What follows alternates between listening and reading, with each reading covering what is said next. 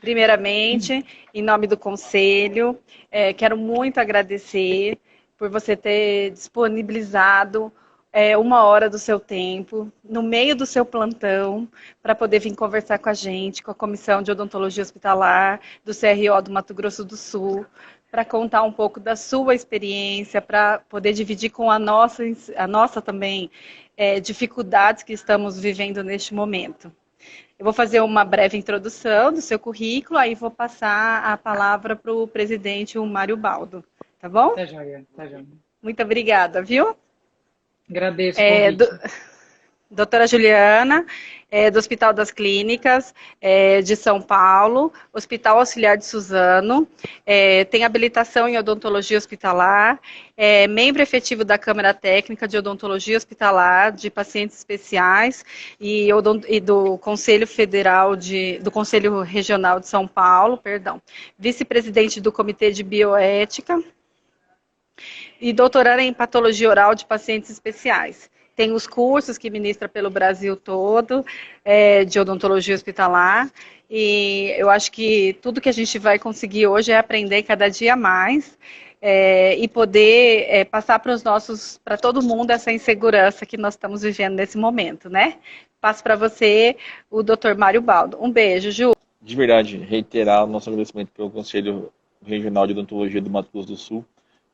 Não é sempre que a gente tem uma oportunidade de conversar com um profissional com o seu peso, com a sua bagagem, né, conhecimento. E a gente está aqui para tirar algumas dúvidas da classe em relação ao trâmite do dentista, em relação aos nossos colegas da odonto hospitalar, principalmente. E a gente sabe que São Paulo está bem complicado e começou realmente a pesar a epidemia e todo aquele viés de internação começou a acontecer aí. Então eu queria saber como é que está aí em São Paulo. Como é que está seu dia a dia? Quais informações você pode passar para a gente de quem está dentro do sistema, dentro do hospital? O que está acontecendo Bom, de grave? eu acho que tem algumas considerações a serem feitas, né? Primeiro que São Paulo é epicentro da doença. Então, realmente a gente tem o maior número de pacientes suspeitos e pacientes infectados com Covid-19, né? Então, realmente, por isso que a gente tem a quarentena, o isolamento social mantido até 10 de maio aqui em São Paulo. Por conta disso, por conta da alta taxa de infectividade do SARS-CoV-2, né, que é o vírus que promove a doença Covid-19, a gente tem, né, os serviços hospitalares já um pouco saturados, né?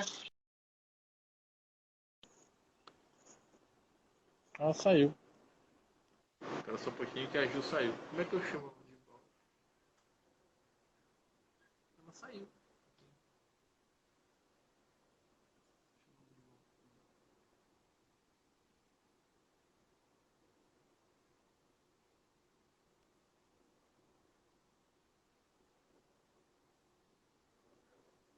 Ju, quando você tirou? Não. Não, tem que estar primeiro. Volta, escreve aqui, Júlia. Escreve aí. Volta. Escreve de volta. Aqui, J, U, aí, Essa você tem que aí. só clicar?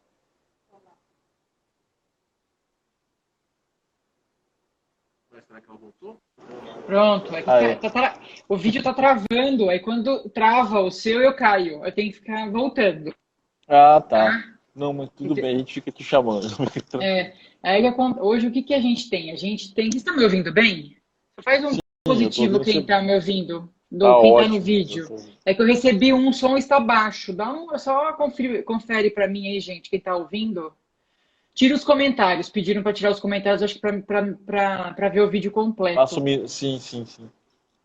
Só Tá, tirar estão aqui. ouvindo. Bom, o que que acontece? Hoje a gente tem uma saturação quase, né, em torno de 80% das unidades de terapia intensiva da cidade de São Paulo, né? A gente tem hoje, né, casos confirmados e suspeitos também no interior de São Paulo. Então, isso realmente aí justifica esse isolamento, né, mantido até 10 de maio, por conta dessa possível exaustão do serviço público e privado de saúde, tá? Algumas considerações que a gente faz. O isolamento ele é necessário, tá? Por conta do uso dos serviços de saúde. Então, né, se a gente conseguir diluir a doença na população, a gente vai ter assistência à saúde para todo mundo. O que não pode é todo mundo ir para a rua agora e isso se tornar realmente um caos e não prestar assistência a todo mundo. Quando você fala do dentista, se abre um precedente enorme, que é o quê? A gente produz aerosol, a gente mexe na boca do paciente. Se você lembra, boca é o começo do sistema digestivo e do sistema respiratório.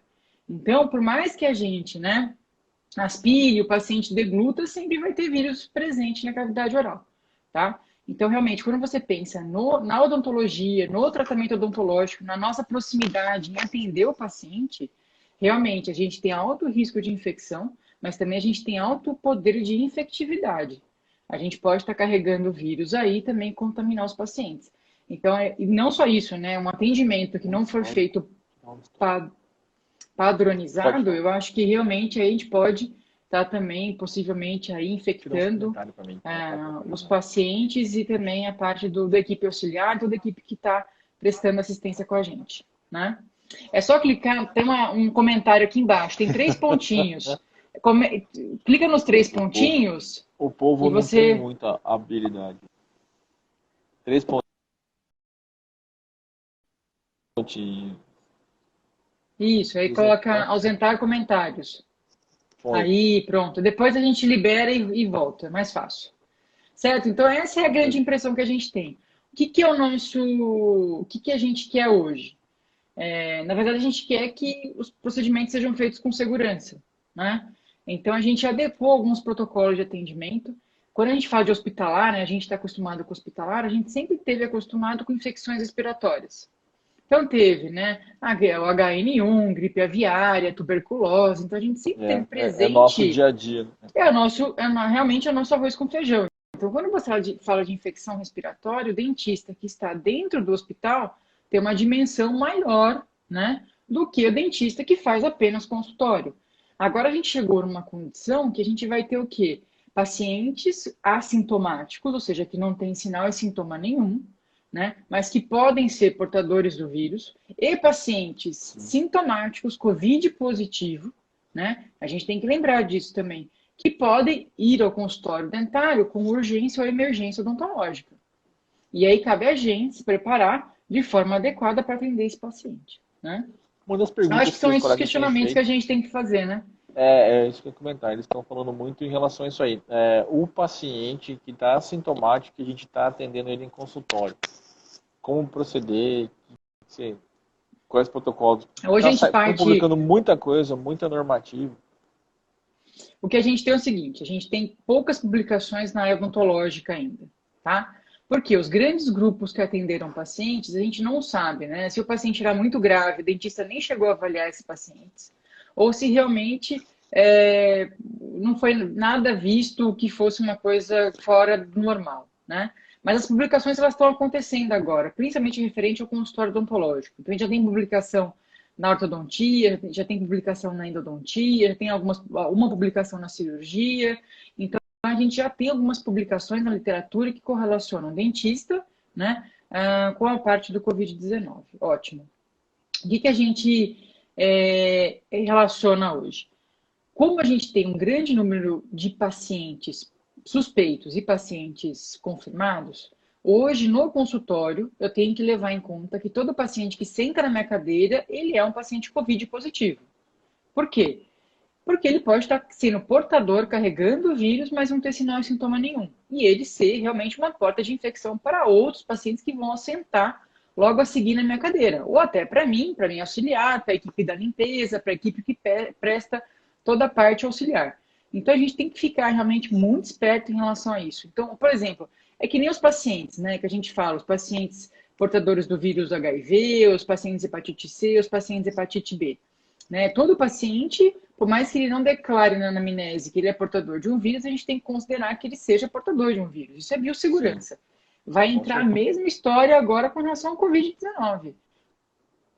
Sinal e sintoma, eu não consigo identificar que o paciente tem algum sinal e sintoma referente a um quadro gripal, mas eu atendo esse paciente. Então, simplesmente é isso. Todo paciente que sentar na minha cadeira, eu tenho que considerar que ele é um portador de Covid. É um paciente de risco. Então, tipo assim, e o risco que eu falo é da gente fazer um procedimento, não tomar certos cuidados, e o meu consultório realmente ser aí um grande nicho de transmissibilidade do vírus. Ju, dentro dessa dinâmica, mais ou menos, o que você recomenda sobre a higienização, o tempo de descontaminação de um paciente para outro? O que você está Tá, adotando? Você acha que tem uma certa eu eficácia? acho assim, E quais os eu acho que, produtos, né, que você está usando? tá, vamos lá, acho que tem alguns cuidados muito básicos, né? Eu acho que a gente tem que separar referente à sala de espera, ao consultório, ao auxiliar, ao dentista e à equipe que presta assistência para essa equipe, tá? Então, por mais que hoje... Primeiro, vamos começar do princípio, do começo e de algo muito importante. Né? Por mais que a gente tenha hoje, né, consultórios fechados,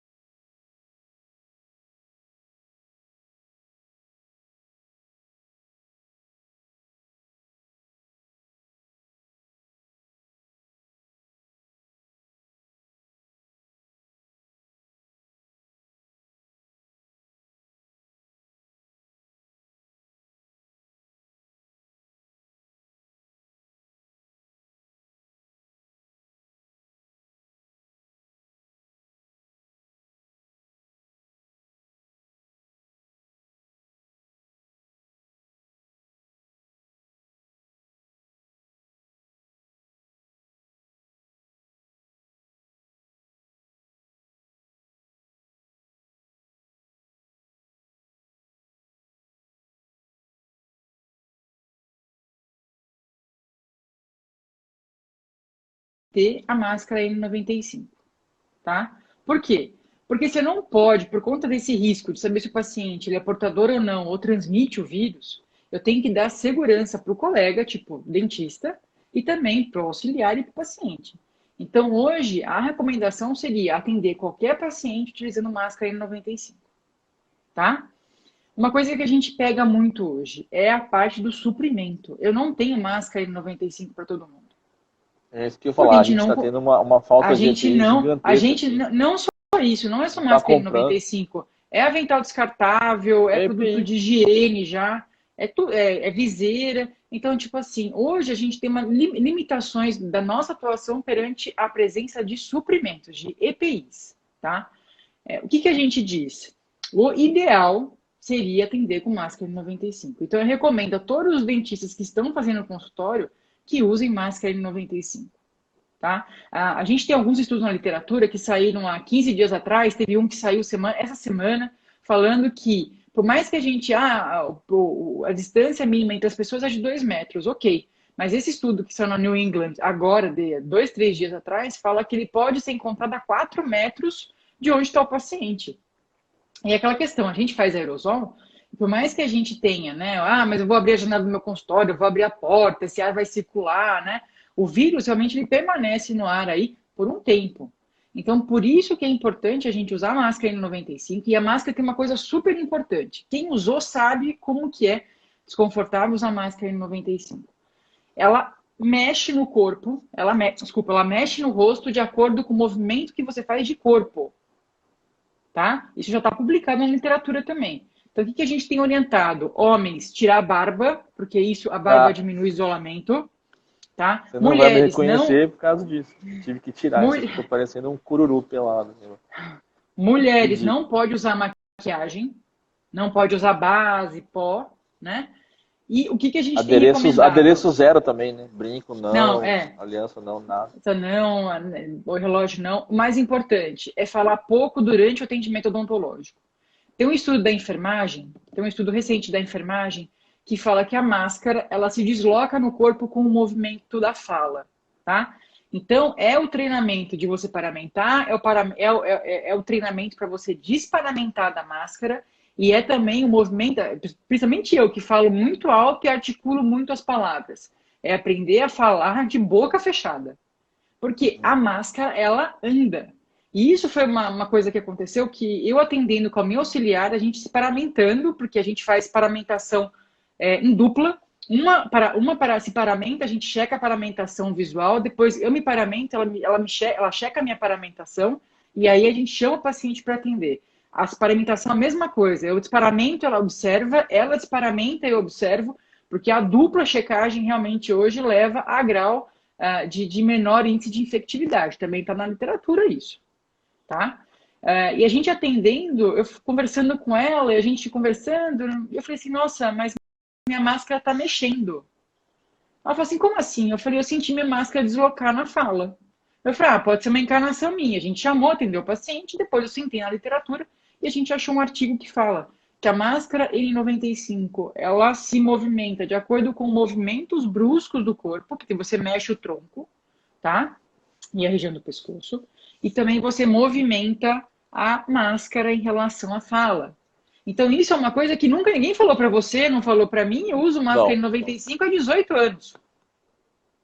Entendeu? Então, é algo extremamente importante que a gente tem que lembrar. Que a máscara N95, ela é um filtro, né, respiratório. Ela permite que a gente respire e que a gente literalmente filtre tudo isso, né?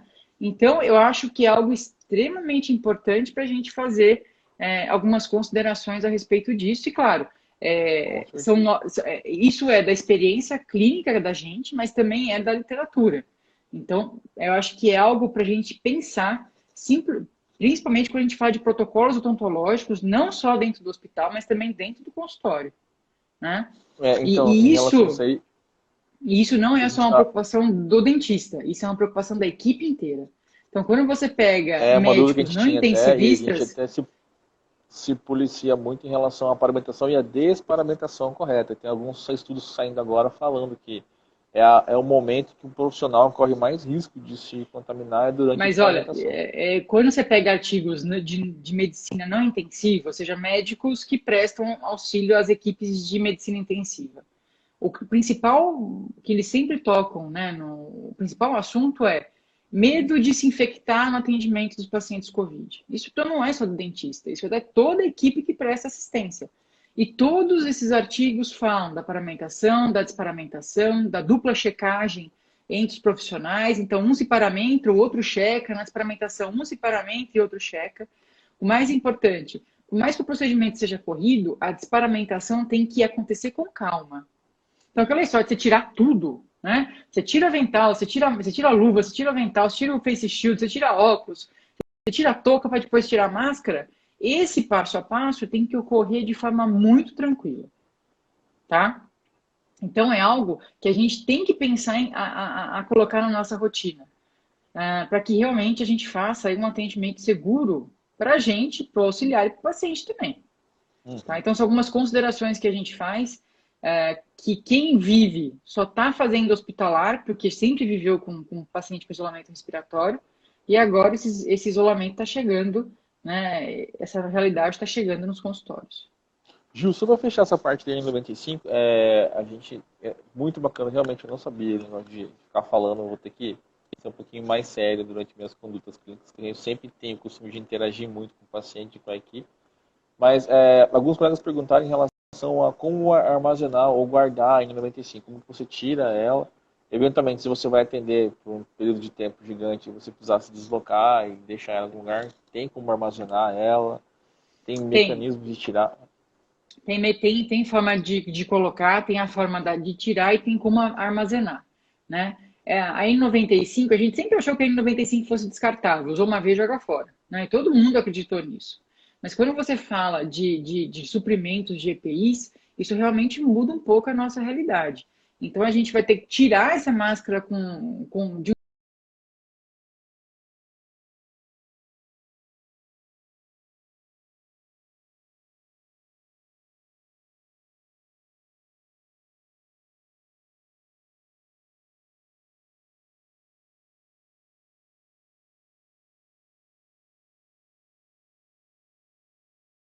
shield, ele protege a gente, o rosto, né, do aerosol ou da respiração, da gotícula que o paciente emite na nossa abordagem. Só que uma coisa muito importante, o Face Shield diminui as gotículas que vão ser inseridas na máscara N95.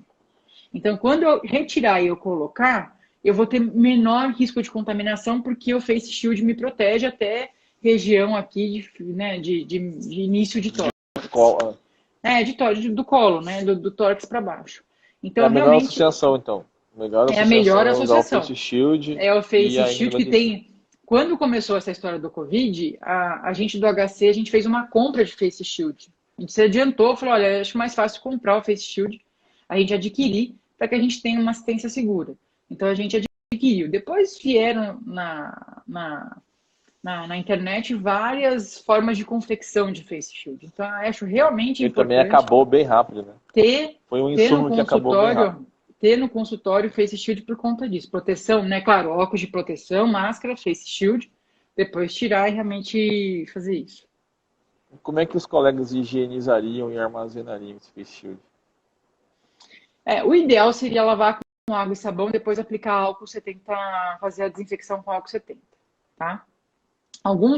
Existem alguns produtos no mercado à base de peróxido, à base de amônia quaternário, que também pode ser utilizado, mas pelo próprio fabricante fala, né, água e sabão e a utilização de álcool. Tá, beleza. Vamos lá. Nossa, essa aqui que era a grande pergunta da galera. Em relação aos produtos que você indicaria para a higienização de superfícies no consultório e para a desinfecção final? Olha, pode ser utilizado álcool 70, que é o convencional, cadeira, mobiliário, né? Pode se utilizar a base de cloro para o chão, para as paredes, quaternário de amônia. Eu acho que realmente qualquer desinfetante, acho que álcool é o mais convencional, né? Eu acho que álcool ou a própria solução clorada ou amônia quaternário, 50%. Uhum. Eu acho que é interessante... Como é que guardaria o Face Shield? Acabou de vir. Lavou, passou álcool, pendurado. Esperou secar, pendurado. Uhum. A gente não consegue fazer isso com a máscara, porque a máscara é pano, não tecido. E a máscara, aí no 95 a gente põe no envelopinho. No envelopinho de um papel. Tira, faz, dobra e coloca no cozinho. Quem vai gostar dessa notícia são os serviços de saúde públicos, que estão tendo um problema muito sério com EPI. E alguns Mas olha, os serviços públicos de saúde, eles têm que seguir CCIH, Centro de Comissão de Infecção Hospitalar. Cada lugar tem o seu, então tem que seguir as regras que foram colocadas pela sua CCIH, tá?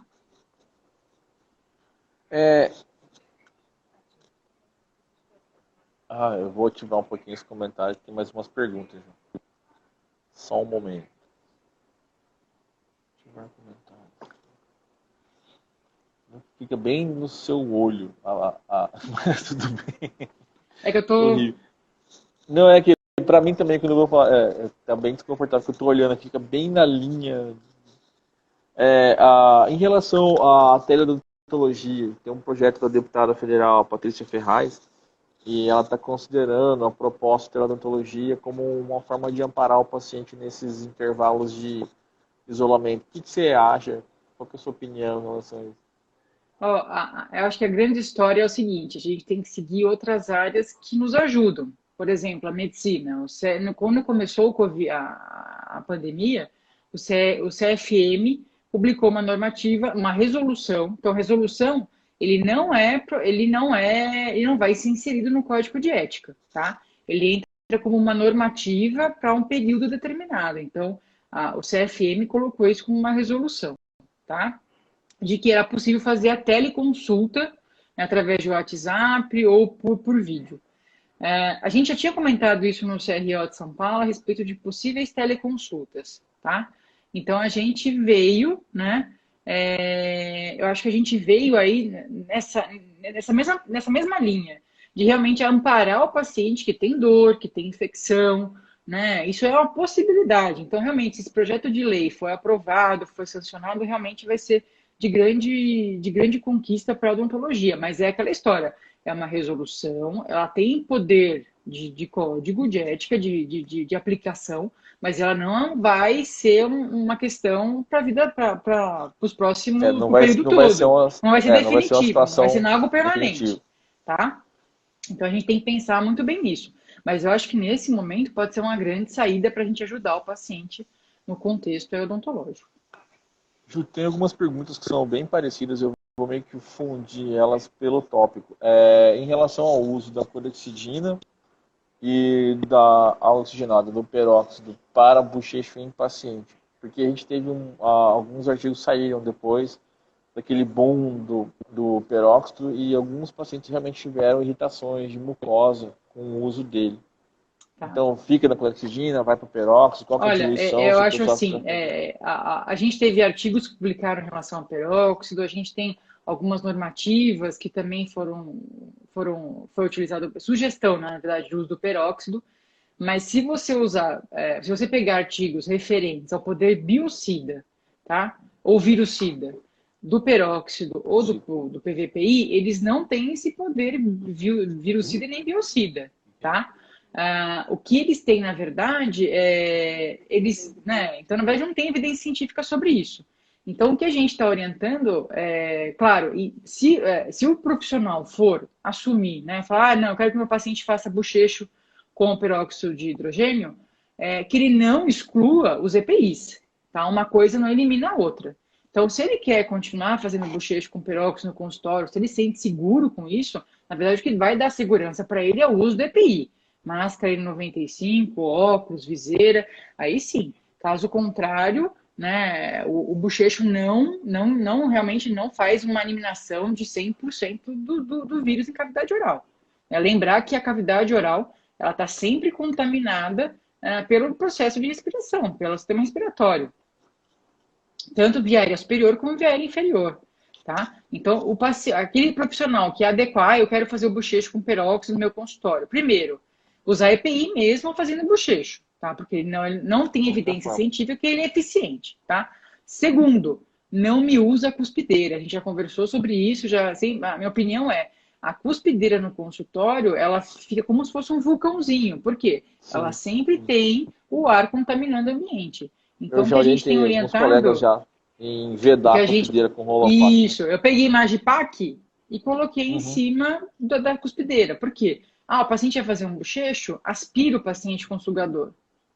Não usa, né? Não me usa a cuspideira nesse momento, tá? A gente então, também atende em unidade de atendimento em UPA e CRS e a gente está fazendo isso direto. É aspiração direta, gerar o menor coeficiente de aerosol possível, entrar com face shield N95 e sair com face shield N95.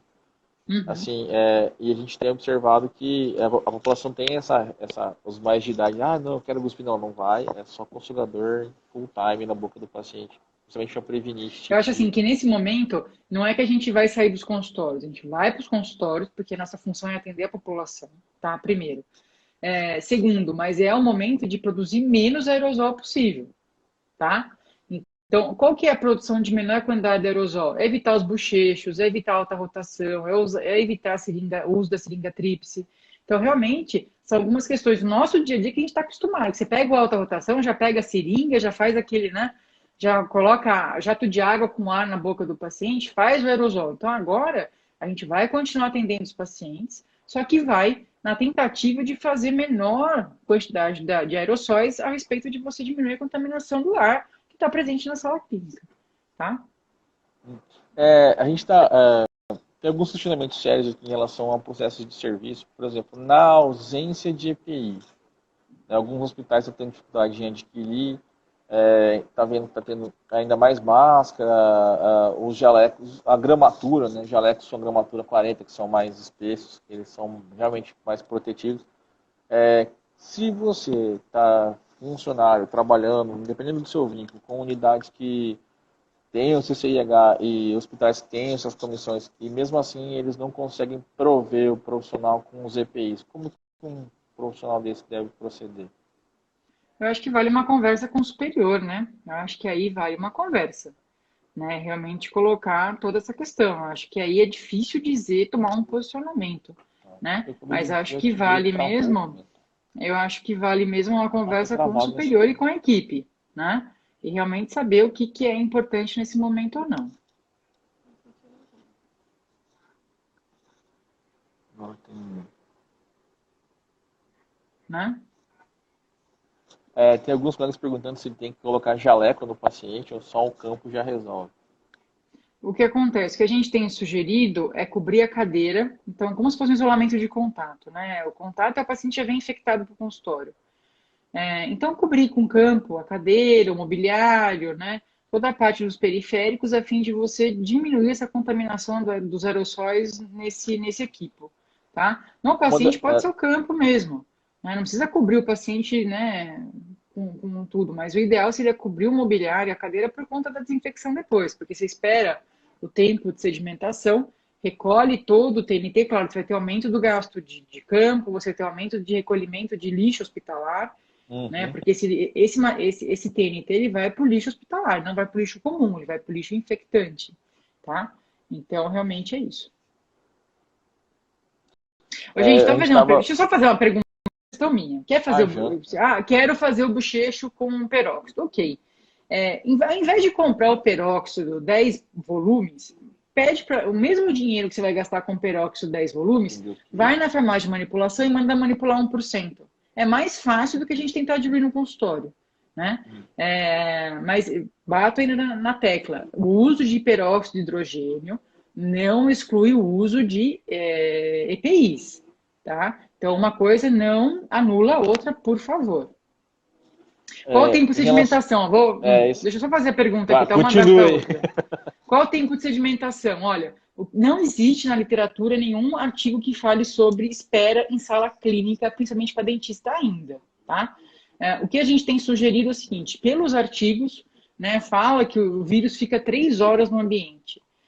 O que a gente tem esperado é um tempo aí de 2 a 3 horas, com a sala fechada, e depois faz uma limpeza da cadeira, do mobiliário e do chão, e se utilizar a alta rotação, das paredes também do consultório. Ah, mas Ju, o paciente sentou na minha cadeira. Ok, só sentou, abriu a boca para avaliar. Também tem que esperar um período, a gente tem sugerido um período de 30 minutos entre um paciente e outro, então bloqueia essa sala por 30 minutos, espera esse ar, né, sedimentar, recolhe tudo depois e faz a limpeza. Estão perguntando em relação ao autoclavar jaleco. Eu posso mandar fazer uma unidade de TNT e autoclavar? Geralmente não, Descartável. né? É Por isso que chama descartável. descartável. Usou descartável. E não leve jaleco para lavar, gente. Jaleco dentro de casa com aerosol é contaminação para a família. Ou para quem você mora, né? Então, realmente tem que pensar nisso também. O que a gente tem feito pela falta de EPIs, Mário, muitos colegas têm comprado rolos de TNT e mandado fazer os jalecos, os aventais. Então, também é uma boa saída quando você fala de EPI, tá? Eu estou vendo aqui que eles estão tendo muita dúvida em relação ao trâmite dentro do consultório. Se o disparamento dentro da sala for sair, disparamento lá O fora. que você não pode tirar dentro da sala clínica é a sua máscara N95, tá? Então, Em deixa o hipótese lixo alguma. perto da porta, em hipótese alguma. Você pode tirar, né, todo o sua viseira, seu óculos de proteção, seu avental descartável, né? Sempre lembrar que entre uma tirada e outra tem que passar álcool gel na mão, ok? A máscara N95 você tem que tirar fora do consultório, tá? Por quê? Porque você tira a máscara N95, você se contamina. O vírus, ele não é cutâneo, né? Ele pode ficar na superfície depois, por isso que a gente vai higienizar depois, né? Do cotovelo dos dedos até o cotovelo, tá? Mas a máscara N95 tem que tirar fora da sala, bate a porta, abre a janela, bate a porta e tira fora do ambiente clínico, tá? Tá. Alguém perguntou em relação também a se tem algum estudo que consolide aí o uso dos ozonizadores de ambiente, que eles são Tá. Não temos, é uma grande questão, eu coloco para os colegas, quem quiser fazer parcerias de doar Da Câmara equipamento para a gente Técnica de testar. Ozônio. Eu tô muito aberta referente a testar produtos, a testar lâmpadas, ozônio, purificadores de ar, para que realmente a gente tenha isso. Existe no mercado alguns grandes postes com lâmpadas e tudo mais, aí que tem essa função, mas a gente não tem na literatura nada comprovado aí em relação à odontologia, tá? Então, realmente é algo muito complicado. A gente está estudando, toda vez que a gente fecha uma sala, né? Eu faço parte aqui, eu sou coordenador em Suzano, faço parte de uma grande equipe aqui em São Paulo, aqui no HC. A minha diretora, a gente conversa bastante sobre protocolo de atendimento, e eu tenho certeza que toda vez que a gente fecha uma sala, né, por um período que a gente para de atender, eu acho que todo mundo tem o coração partido. E todo mundo pensa, o que eu poderia fazer para acelerar esse processo de sedimentação das partículas, das gotículas, para que eu possa atender um paciente depois com segurança. Tenho certeza que essa é uma questão que me perturba, tipo, há um mês, e eu não consigo responder. Ninguém dessa grande equipe, uma equipe formada por grandes profissionais e competentes profissionais, dentistas que lutam todos os dias fazendo hospitalar.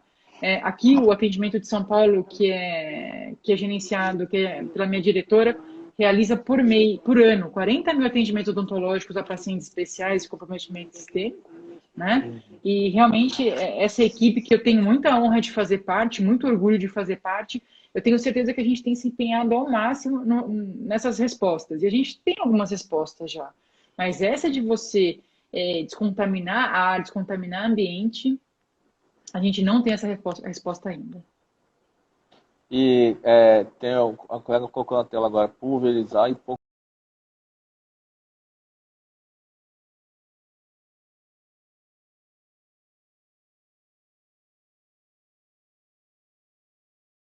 Ar é algo que vento é algo que a gente não consegue prender. Ar, você não consegue solidificar, porque ele, uma vez que está no ar, cheiro, por exemplo, cheiro de uma comida. Você está fazendo café, por exemplo, eu falo isso. Qual é o melhor exemplo? É do café. Você está fazendo café. Você pingou água quente no café, todo mundo sente o cheiro, não é? Sim. É a mesma história. O paciente é a mesma história. Você tem uma dissipação muito grande. Disseminam e é automático. É muito rápido. Eu Tudo que está uma dúvida do pessoal do hospitalar, voltando um pouquinho. Eles estão muito, no caso, os residentes, como eles devem proceder, eles têm essa dúvida. O pessoal está entrando agora no serviço. No caso, como é que o dentista está atuando hoje dentro do hospital? A gente está entrando, fazendo tudo que tem que fazer, ou está respondendo só parecer, são só os pacientes graves que a gente avalia, isso também ou você manteve a rotina normal? Mas isso é muito difícil de você responder, porque depende muito da conversa da equipe com o chefe, com os diretores. É muito difícil isso, né? Por exemplo, é difícil responder, eu acho muito difícil responder essa questão, porque cada equipe tem a sua autonomia. Então, se o dentista quiser fazer sua rotina normal, ele tem toda a autonomia de fazer sua rotina normal. Mas lembra que a gente tem uma deficiência de suprimento. Se o dentista quiser responder a aparecer, também ele está respondendo a equipe, está sendo respaldado pela parte clínica. Então depende muito de mesma coisa, é do suprimento. Você se sente, você tem todo, né? Todos os equipamentos, alguma coisa para fazer isso. Então realmente aí tem essa questão. Então fica, no caso, a ressalva então é que a rotina de UTI seria mantida normal desde que a exposição a expensas de EPI acontecesse de forma normal também. Depende da conversa com o chefe, né? Mas eu acho que é uma conversa que tem que acontecer sim. Você tem que ver quantos dentistas tem na sua equipe, quantos que vão rodiziar porque não pode. Então são vários questionamentos que a gente tem, né? Tem mais alguma aqui? O povo está perguntando. Tem tanta pergunta que a gente anotou. Pode falar, Gil, por favor. Não, estão perguntando na máscara de N95, pode usar cirúrgica? Gente, é que assim, é muito complicado isso fazer. Eu estou fazendo uma sugestão, tá? A minha sugestão como profissional é realmente ter de forma então, algumas perguntaram sobre o uso do Face Shield. Sem a N95. Então, o problema da Face Shield é que ela vai evitar que o spray de água venha no rosto do paciente. Então, é uma barreira para você não se contaminar com o vírus diretamente, né? No óculos de proteção, porque isso facilita a desparamentação e paramentação. A desparamentação, ok?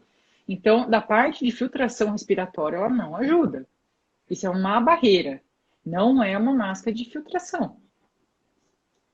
O pessoal que está se utilizando dos protocolos de implante, por exemplo, que são superfícies sem nada, campo em tudo, eles estão usando aventais para cada paciente, usam o privativo, o jaleco e mais ainda um capote por cima.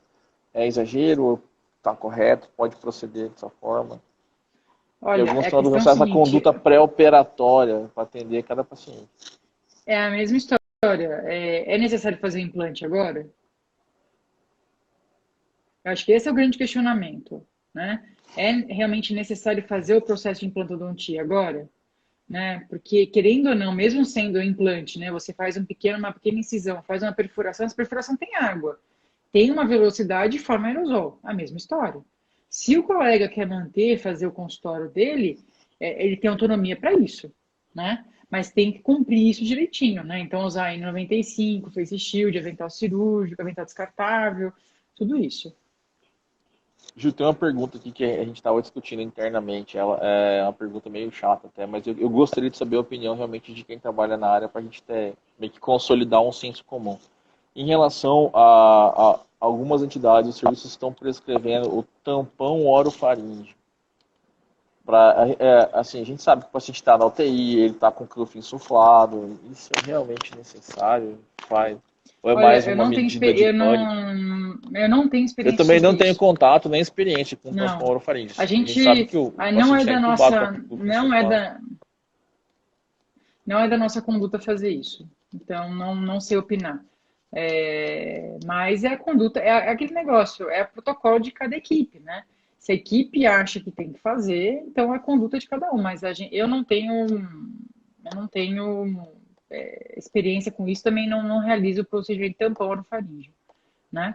O tampão orofaríngeo, gente, é como se fosse pega uma gaze aberta, né? Algumas gases, amarra, né? Faz como se fosse uma rede de gases e insere na região da orofaringe. Isso é muito comum quando a gente faz anestesia geral, né?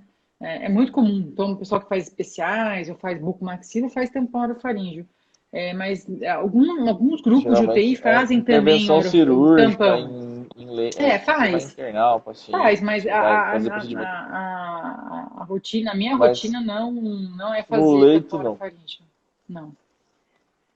Em Mas relação, a isso é gente está vendo autonomia também, de cada equipe, né? sim, sim. Em relação também, voltando para a parte de EPI, esse pânico geral, tem gente perguntando se vai precisar comprar aqueles jaleco com capó, com touca, de plástico, porque a gente já Isso é experimentou muito. eles no hospital, eles são muito quentes, é difícil mesmo de trabalhar com tudo aquilo de paramentação. Isso também É depende necessário de ter. cada profissional. Tem colega que quer comprar, mas que saiba paramentar e desparamentar, né? Então Isso também que é o tem que mais fazer importante. treinamento. O mais importante, independente dos EPIs que você usa, é saber colocar e saber tirar. Por quê? Por mais que você use lá o capuz, né? Tudo, parece um astronauta, né? O problema é quando você tira isso. Por quê? Se você contaminar a pele, né? Então, por exemplo, estou tirando, paramentei, encostei um pedaço do jaleco contaminado no meu braço. Depois eu não limpei esse braço e toquei no meu rosto, cocei alguma coisa. Eu tô levando o vírus para perto da região de boca e de nariz, né? Então, acho que o importante, quando você fala de desparamentação, é esses cuidados. É o paramentar e você treinar para desparamentar. Então, até sugiro, né, o colega, tire um período disso no consultório, um período de tempo, coloque e tira, né? Então, coloca tudo, todo o EPI, depois remove, né? E faça isso com o auxiliar também. O auxiliar tem que ser treinado para isso. O auxiliar, se o dentista muitas vezes não é da realidade dele paramentar e desparamentar, quem dirá auxiliar, quem dirá a pessoa que faz a limpeza do consultório, gente. Tem que pensar em tudo, não pensa só na gente e no paciente, tem que pensar no auxiliar e também na equipe de limpeza. Garantir a segurança da equipe também, com certeza. Com certeza. Ju, outra pergunta em relação à parte do consultório. A gente estava querendo ver aqui Para finalizar a higienização entre pacientes, como é que a gente faz? São 3 horas de espera, 2 horas, o tempo que o vírus permanece no ar, você tinha comentado. Tá. Mas o povo está perguntando bastante em cima. É que a gente não tem um padrão, né? Não tem literatura sobre isso. Então, a gente tem aí uma correlação com a literatura. Então, o que, que a gente tem feito? Né? Esperar de 2 a 3 horas para sedimentar, né, o ar que está no consultório e depois fazer a limpeza de tudo que está dentro desse consultório. Então, o ideal é tirar tudo. Então quem faz pediatria vai querer me matar, né? Porque o bichinho de pelúcia, toda aquela parte do mundo lúdico, da parte lúdica da pediatria, está fora. Está fora. A mesma coisa de quem faz prótese, né? Ou quem faz dentística, que coloca todas as resinas, né? Também está fora. Eu acho interessante agora o que a gente tem batido bastante o pé e falado. Cuidado com a manipulação do material odontológico. Por quê? Porque todo o material odontológico vai ter que ser servido em porções. Porções de pot DAP. Por exemplo, vou fazer uma resina. É um pot DAP ou um casulo para condicionamento ácido, outro para adesivo e outro para resina composta. Tá? Por quê? Aquela história de o auxiliar manipular, o dentista pegar, né? Realmente acabou. Realmente acabou. Porque uma vez contaminado o material tem que ser desprezado. Aí prejuízo para o consultório. Tá? Como a gente vai atender bem pouco paciente, eu já tinha recomendado com alguns colegas até a gente começar a planejar os procedimentos especificamente em função disso aí. Né? Urgências cirúrgicas provavelmente não vai ter tanto esse viés, mas as urgências restauradoras com certeza você não pode abrir todo o seu leque de material sob o risco de perder. Tem que escolher o material e fazer isso.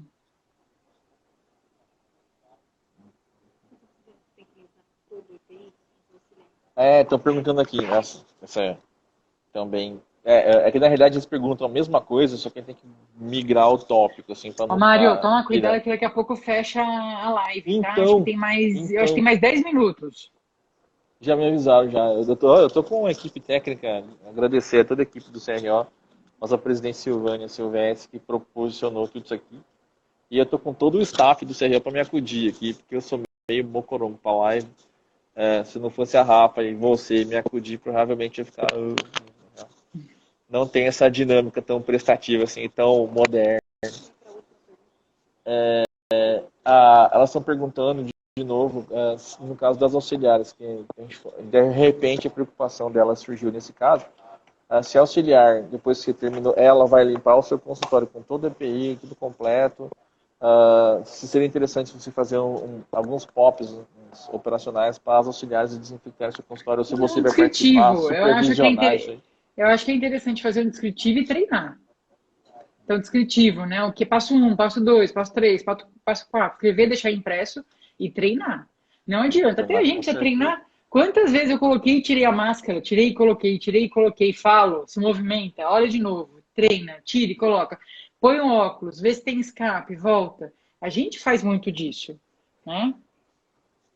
Então, a gente está... de verdade, assim, o que eu posso imaginar a gente faz treinamento dentro do hospital, faz fora, a gente acompanha muito a literatura, e mesmo assim ainda tem, eu vejo assim, o bombardeio de dúvidas que o colega tem, e a gente não consegue às vezes exportar essa expertise que você tem da vivência do paciente respiratório no hospital. Eu gostaria de falar, o que a gente pode falar para o colega é assim, as mesmas dificuldades que as pessoas têm no consultório, a gente também vive. Eu também vivo, né? Por mais que eu tenha 18 anos fazendo só hospitalar, a gente para um certo momento e pensa, será que isso está correto? Será que este é o melhor caminho? Então, pensa nisso também. A gente estuda para ter, tipo, o que os outros grupos estão vendo ou vivenciaram que pode me ajudar agora, essa minha realidade, né?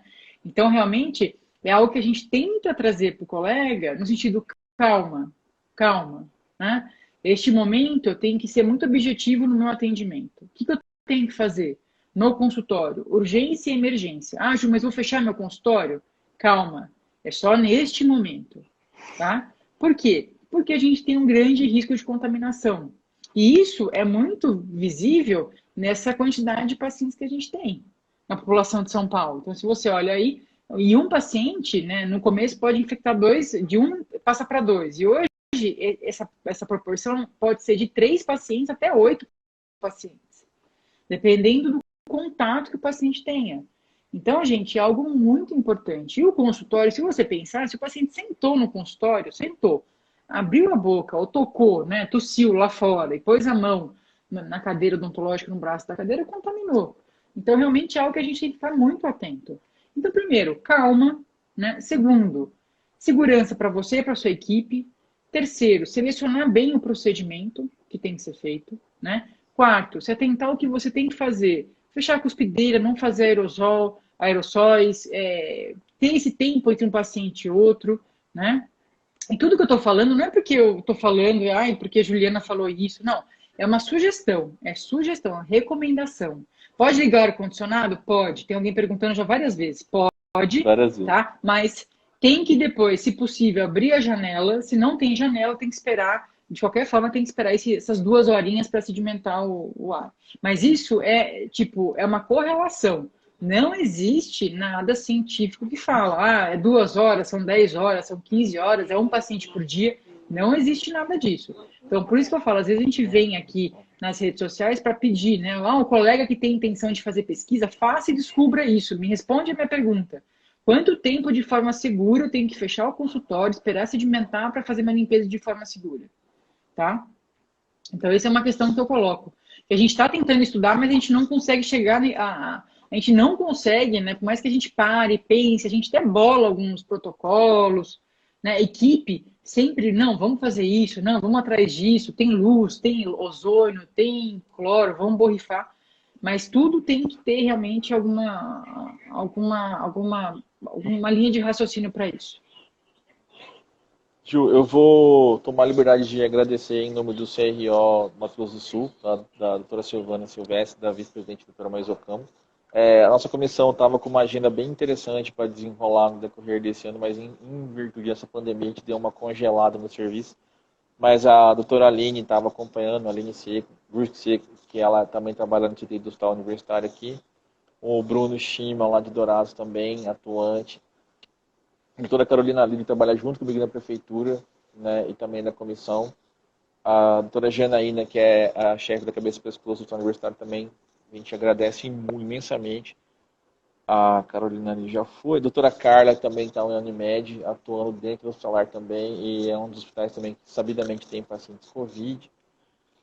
Juliana, o Maurício Shimada, são os meus 2 amigos japoneses de Dourados, que eles fazem um trabalho maravilhoso no interior daqui. E a gente agradece muito o Tílio Cavanhaque e outra pessoa. E a doutora Juliana Sete também, que é minha colega na prefeitura, que também, infelizmente, está atestada, não estava atendendo no momento. E espero que se recupere. E a gente está à disposição, de verdade, foi uma satisfação muito grande você ter aceitado esse convite, porque eu sei que você é uma pessoa muito chique, sua agenda é muito lotada. E a gente não tem esse acesso.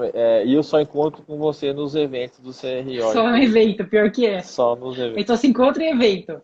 Mas, Só Mário, agradeço o convite de vocês. Eu acho que é uma boa oportunidade de tentar acalmar a população dos nossos colegas, os dentistas, trazer um pouco da nossa experiência. É realmente uma grande oportunidade. Eu espero ter ajudado os colegas. E eu sempre fico à disposição, então quem me procura, claro que eu não vou responder, tipo, oi, bom dia, boa tarde, como é que você tá? A pessoa responde, eu já dou a resposta direto, porque realmente tô com um tempo bem restrito para isso. Então as pessoas até falam, Ju é mal educada, porque já dá a resposta direta. Não é assim. Eu considero, dou bom dia, dou boa tarde, pergunto como que tá, mas a gente segue aí, né, fazendo a resposta, porque realmente a gente está por mais que a gente tenha aí. Eu entendo completamente, eu sei o quão é corrida a sua vida, mas isso aí é o peso de você ser uma pessoa de referência, né? Eu acho que uma das satisfações é essa, né? Você automaticamente ser responsável por acudir e amparar uma gama muito grande de gente que depende da sua orientação. E eu queria dizer também que o CRO está de portas abertas para você aqui do Mato Grosso do Sul. Vem visitar a gente quando você puder, por gentileza. Deixa eu passar essa fase, liberar o aéreo. Sim, com certeza. Liberar o aéreo, você está muito bem. Liberar o aéreo facilita. Mas eu agradeço imensamente o convite, eu acho que é uma oportunidade, eu acho que os colegas realmente têm que tirar dúvida, acho que ir para o consultório com dúvida prejudica o atendimento, coloca em risco o atendimento, e é o que a gente quer, ganhar força, a odontologia ganhe força, né, e realmente continue sendo uma grande especialidade da área de saúde no país. Né, e que e que os órgãos de saúde saibam que o dentista está apto e está, né, quando a gente fala de habilitação em odontologia hospitalar, em ambiente hospitalar, né, está apto a atender esse grupo de pacientes aí, quando a gente fala no nível hospitalar. Certo? Gente, obrigado pelo convite. Ó, um grande beijo e abraço que as pessoas estão falando, né? Tchau, beijo, Ju. Abraço. Então, todo mundo que participou da live, fico feliz aí com a participação de todo mundo. Grande abraço. Pessoal também, desculpa mas as minhas falhas técnicas, mas de verdade. Rafa, um beijo. Agradeço. Tchau, tchau. Tchau, tchau, gente. Obrigada.